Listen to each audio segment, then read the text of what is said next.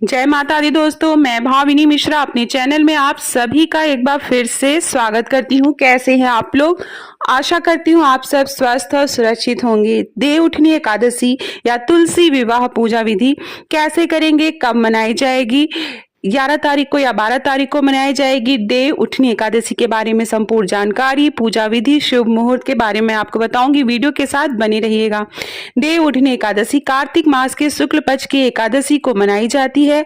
यह दिन भगवान विष्णु के जागरण का है, जब से 4 महीने की निद्रा में से जागते हैं। इस दिन उपवास रखकर भगवान विष्णु की पूजा की जाती है। आइए जानते हैं कि पूजा की डेट देव उठनी एकादशी किस दिन मनाई जाएगी। उठनी एकादशी हिंदू कैलेंडर के अनुसार कार्तिक मास के शुक्ल पक्ष की एकादशी को मनाई जाती है। इस साल यह व्रत 12 नवंबर 2024 को मंगलवार के दिन मनाया जाएगा। यह दिन विशेष रूप से भगवान विष्णु के जागरण और उनकी पूजा के लिए माना जाता है। दरअसल भगवान विष्णु 4 महीने की निद्रा के बाद इस दिन जागते हैं। इस दिन भक्त उपवास रखकर भगवान विष्णु की पूजा आराधना करते हैं। आइए जानते हैं शुभ मुहूर्त क्या होगा पूजा का। एकादशी तिथि की जो शुरुआत है वह 11 नवंबर 2024 को शाम के 6:46 से होगी, जिसकी समाप्ति 12 नवंबर 2024 को शाम के 4:04 पर होगी। आप 13 नवंबर को सुबह पारण आप कर सकते हैं। सुबह 6:42 से लेकर 8:51 के बीच में 13 नवंबर को आप पारण कर सकते हैं।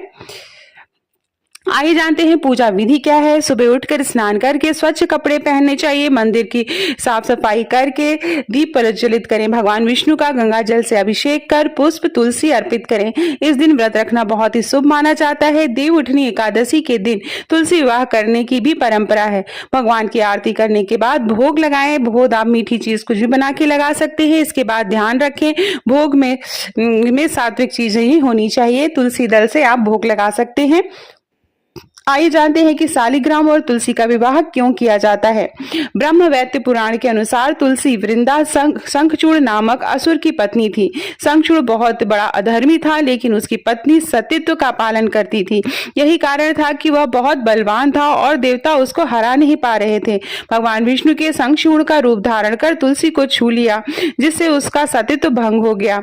भगवान विष्णु के ऐसा करते ही शंखचूड़ की शक्ति समाप्त हो गई। उसके बाद शिव जी ने उसका वध कर दिया। तुलसी की इस बात की जानकारी हुई तो वह बहुत क्रोधित हुई। उसने भगवान विष्णु को पत्थर शालिग्राम बनने का श्राप दे दिया।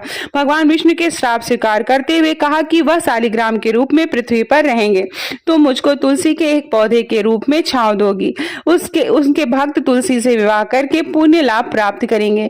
इन दोनों का कार्तिक शुक्ल एकादशी को विवाह किया जाता है। आज भी तुलसी नेपाल की गंडकी नदी पर पौधे के रूप में पृथ्वी पर है, जहां शालिग्राम मिलते हैं।